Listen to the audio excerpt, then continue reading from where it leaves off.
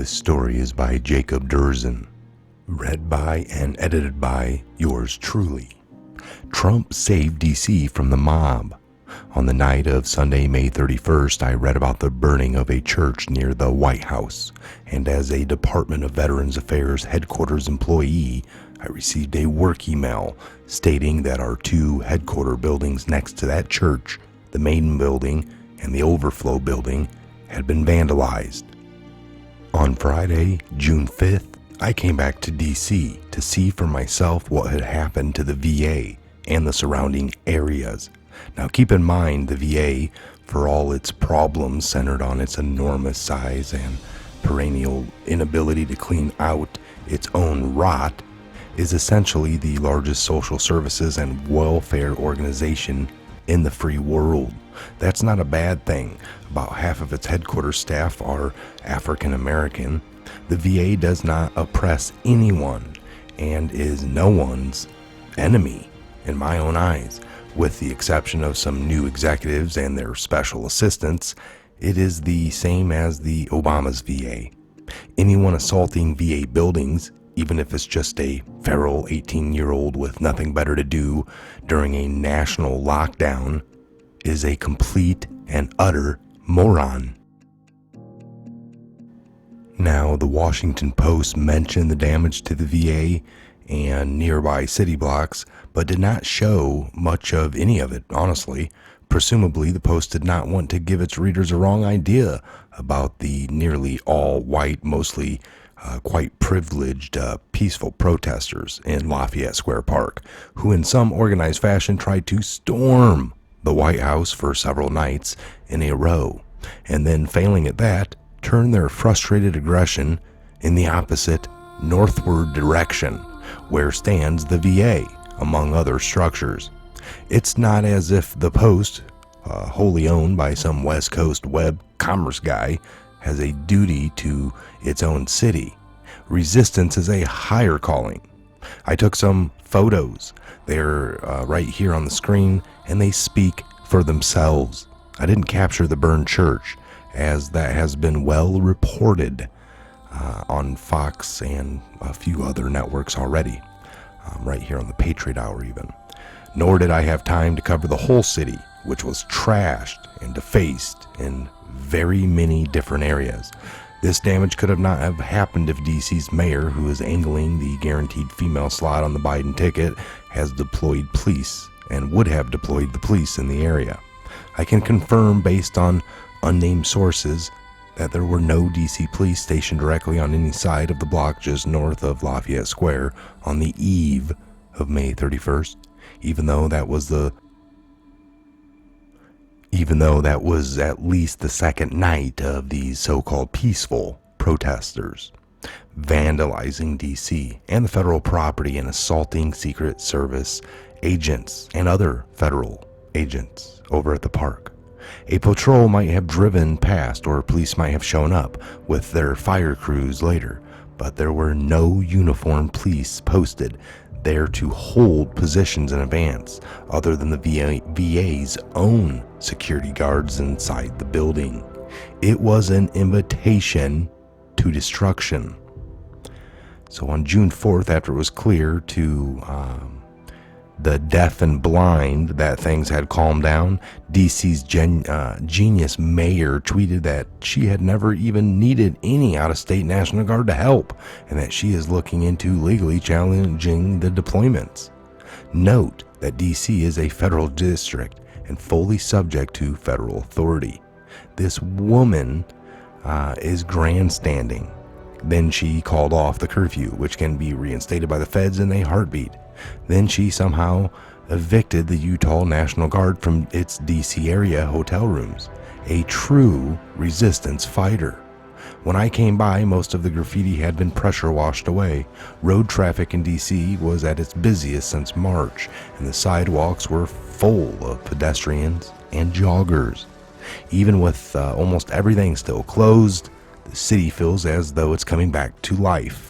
The VA and the other federal agencies are about to reopen their offices, as was the plan just before the riots. Though it has obviously been delayed by a week or two all around the country because of the riots. Without a doubt, none of this would be possible if Mr. Trump had not stopped the snowballing chaos by sending in the National Guard, military police, and other federal personnel, including Customs and Border Protection agents, and a quick reaction force of the 82nd Airborne. Go Airborne. That fortunately did not have to cross the Rubicon into D.C., especially with all the schools, colleges, nightclubs, pro sports, basketball courts, gyms, pools, movie theaters, bowling alleys, video games, arcades, food courts, etc., so on and so forth, closed for 2.5 months. The mob, if not dispersed from the park and nearby areas, would have grown to 50,000 or more, idle, bored, mushy brains within a week, with tent cities and break-in squatters, communes taking up half or more of downtown, and done much, much greater damage to the city, to the federal operations, and to our tradition of peaceful transfer of power. Anyone who doubts this has not studied history or world affairs. This is what the Democrats were hoping for. It was their very last chance for a regime change before the election. Why else would they have brought in General Mattis out of the oblivion last week specifically?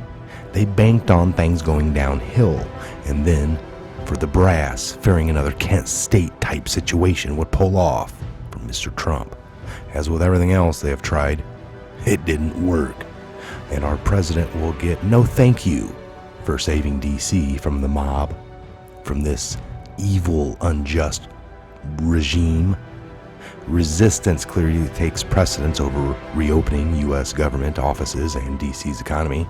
Don't overlook that city suffered looting and car torchings in very well-off residential areas in the northwest quarter. But don't count on the lawyers and lobbyists who suffered through those nights of terror with their families to do anything other than re-elect this exact same mayor if given the opportunity. This is their psychosis, and we cannot help them. Again, this is the Patriot Hour. God bless, Godspeed to each and every one of you. Where we go one, we go all.